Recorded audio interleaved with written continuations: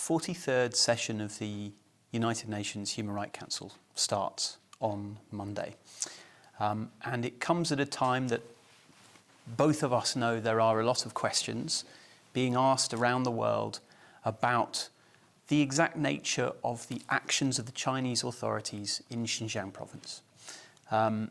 Most recently, this has included claims in several Western news outlets who seem to believe that these are genuine sources, credible sources, that China has been detaining Muslims in that province because, for example, they might have worn beards, because, for example, they may have at some point worn a veil.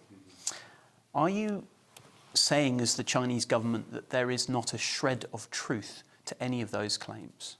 The policy we adopted in Xinjiang Uyghur Autonomous Region is simply for the purpose of fighting against violent terrorism and for the purpose of do away with the radicalization. Is wearing a beard a form of terrorism, though? No, I don't think so, because we don't have this kind of policy. So and each and every time before the Human Rights Council, you will find a new round of smearing and demonizing of China's policy. So, so the issue in Xinjiang is not something related to human rights and religious. So actually, it's something related to the stability and also the fight against the terrorism and the successionism and also the de-radicalization.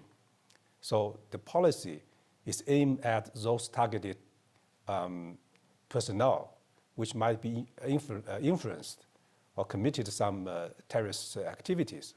It's nothing to do with its ethnic group, whether it has a beard or it's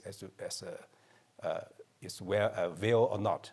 So actually it's against those people who have the tendency to be influenced by those radical ideas.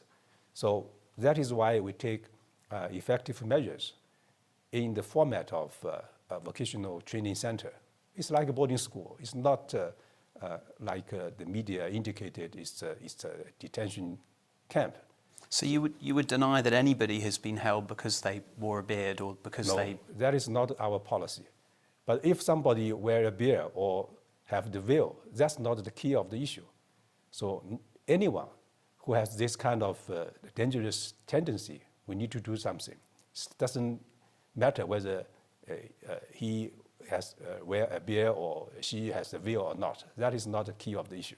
A tendency once they've committed a crime or in anticipation that they might? So what has been taking place in Xinjiang actually is a preventive approach in terms of the fight against the terrorism and de-radicalization. So actually the result is very much encouraging. So the main purpose is to move the whole area together with the general pace of the whole country. That is, the Communist Party has been determined to serve the people, to have our people have a better life in the years to come. So our idea, the ultimate goal, is to have this area. So no area, no single person will be left behind. And you believe that those ends justify the means that you are using in Xinjiang? That is the policy we designed to keep Xinjiang in stability. You will find that during the last 36 months, there's no single terrorist attack taking place in Xinjiang. There is no such kind of detention camps. So the naming itself is very much deceiving. So what we organize is a vocational training center. Many people are graduated from the center and they find their job. They find their expertise. So, and also we are, the invitation has been always there. We welcome the High Commissioner for Human Rights to pay an early visit to China, including Xinjiang, this year. We are still working very closely with the Human Rights Commission's office for the preparation.